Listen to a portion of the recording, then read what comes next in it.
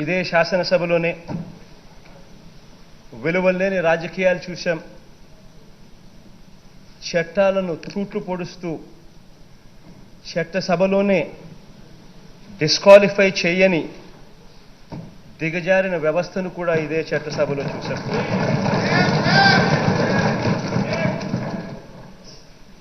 ప్రతిపక్ష నాయకుడిని మాట్లాడనివ్వని దిగజారని వ్యవస్థను కూడా ఇదే చట్టసభలో చూశాం.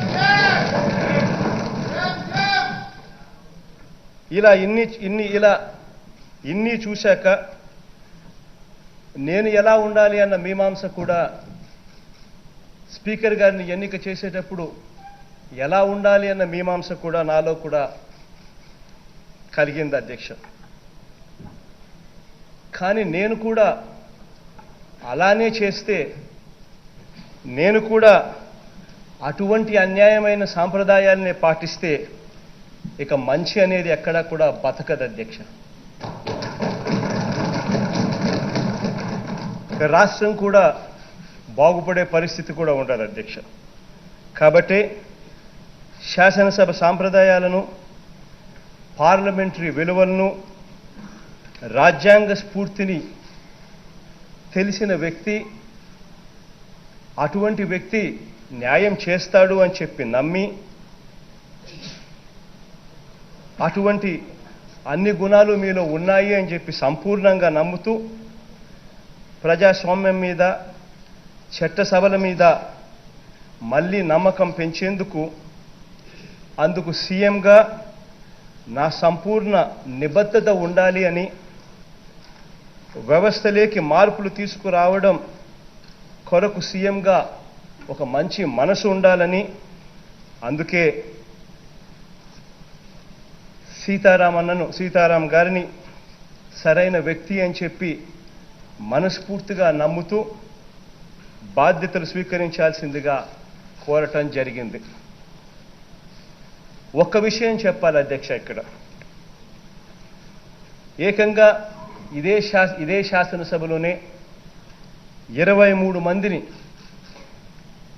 67 మంది శాసనసభ్యులు వైఎస్ఆర్ కాంగ్రెస్ పార్టీపై గుర్తుపై గెలిస్తే 23 మంది శాసనసభ్యుల్ని పార్టీ మార్చి కండువాలు కప్పి అందులో 4గురిని మంత్రులుగా చేసి పార్టీ ఫిరాయింపుల నిషేధ చట్టాన్ని, రాజ్యాంగంలోని 10వ షెడ్యూల్ని పొంగలేకి తొక్కి ప్రజాస్వామ్య దేవాలయ ప్రతిష్టను ఎలా దెబ్బతినిపోయిందో ఇదే శాసనసభలో మనమంతా కూడా చూసిన పరిస్థితి.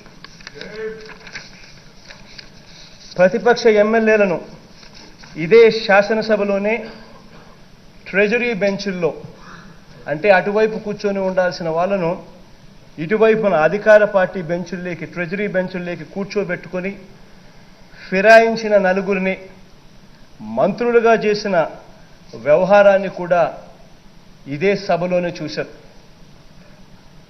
చివరికి స్పీకర్ మీద అవిశ్వాసం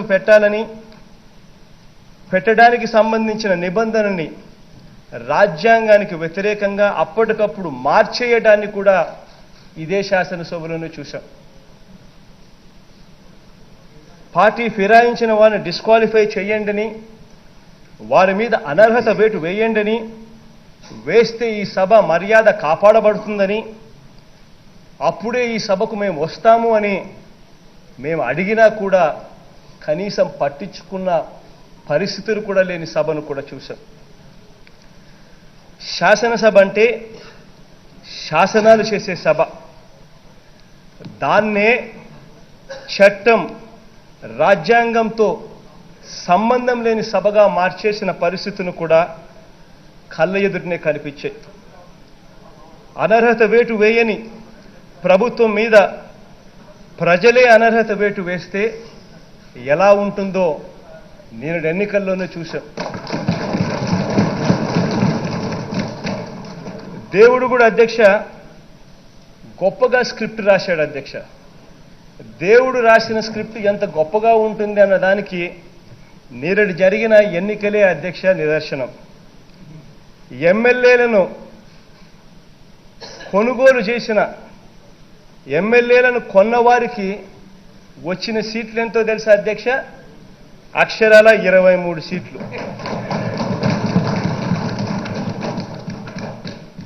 ఎంపీలను కొన్నవారికి, 3 ఎంపీలను కొన్నవారికి అక్షరాల వాళ్ళకు వచ్చిన సీట్లు ఎంతో తెలుసా అధ్యక్ష? ఎంపీ అక్షరాల 3. అది కూడా అధ్యక్ష ఎప్పుడు వచ్చిందో తెలుసా అధ్యక్ష? 23వ తారీఖున అధ్యక్ష. ఇంత గొప్పగా జరిగింది అని అంటే దేవుడు ఎంత గొప్పగా స్క్రిప్ట్ రాస్తాడు అని చెప్పడానికి వేరే నిదర్శనం అవసరం లేదు అధ్యక్ష. Beauty of democracy, beauty of god's grace, ఈ రెండూ కూడా ఈ చట్టసభలో మళ్ళీ ఇవాళ చూస్తూ ఉన్నాం. అన్యాయం చేస్తే శిక్ష ఎలా ఉంటుంది అన్నదానికి నిదర్శనంగా ఈరోజు మనమంతా మళ్ళీ ఇవాళ ఏకమయ్యాం అధ్యక్ష. అటు టెండర్ల వ్యవస్థలో కానీ, గ్రామ స్థాయిలో కానీ, ప్రభుత్వ యంత్రాంగంలో కానీ అవినీతిని తొలగించి విలువలు, విశ్వసనీయత రాజకీయాలకు ఏపీని కేర్ ఆఫ్ అడ్రస్గా మార్చేందుకు మా ప్రభుత్వం మొదటి రోజు నుంచి అన్ని ప్రయత్నాలను చేస్తూ వస్తూ ఉంది. ఈ ప్రయత్నంలో భాగంగానే శ్రీ తమ్మినేని సీతారాం గారిని స్పీకర్గా ప్రతిపాదించడం కూడా జరిగింది. ఒక స్పీకర్, ఒక లీడర్ ఆఫ్ ది హౌస్ ఎలా ఉండకూడదో గత శాసనసభ చూస్తే అందరికీ అర్థమైంది. ఎలా ఉండాలో చెప్పడానికి ఈ శాసనసభ, ఈ ప్రభుత్వం కంకణం కట్టుకుంది అధ్యక్ష.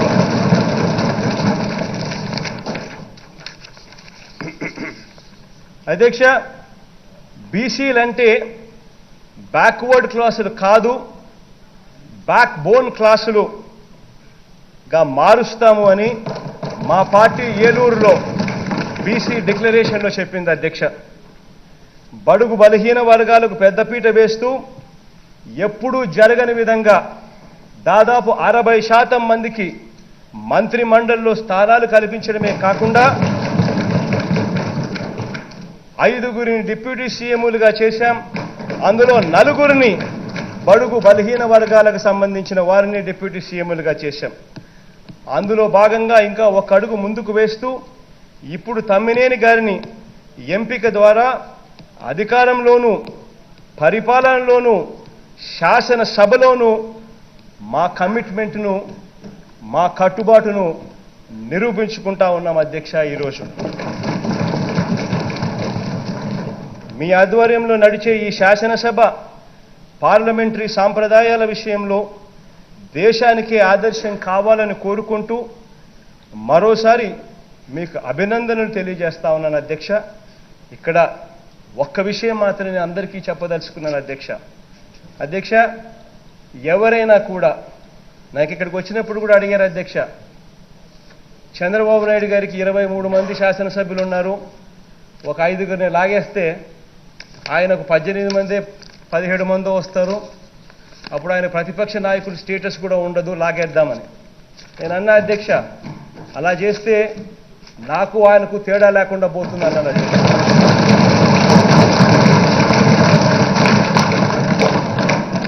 అధ్యక్ష. ఇక్కడ ఇదే చట్టసభలో నేను ఇంకొకటి కూడా చెప్తా ఉన్నా అధ్యక్ష, అటువంటిది ఎక్కడైనా జరిగితే, అటువంటి ఆ పార్టీ నుంచి ఎవరైనా మేము తీసుకుంటే, ఆ పార్టీలో నుంచి మేము ఎవరినైనా తీసుకుంటే వారిని ఖచ్చితంగా రాజీనామా చేయించిన తర్వాతనే తీసుకుంటామని కూడా గట్టిగా చెప్తా ఉన్నాం అధ్యక్ష. అలాంటిది ఏదైనా పొరపాటున జరిగితే నేను మీకే విన్నవిస్తున్న అధ్యక్ష, వెంటనే డిస్క్వాలిఫై చేయండి అని కూడా మీకే విన్నవిస్తా ఉన్నా అధ్యక్ష. ఇటువంటి గొప్ప గొప్ప ప్రాక్టీసులన్నీ మళ్ళీ శాసనసభకు మళ్ళీ వస్తాయని చెప్పి సంపూర్ణంగా నేను నమ్ముతూ, మీరు ఆ పని చేయగలుగుతారని చెప్పి సంపూర్ణంగా ఆశిస్తూ మీకు నా అభినందనలు తెలియజేస్తున్నాను అధ్యక్ష. All the best.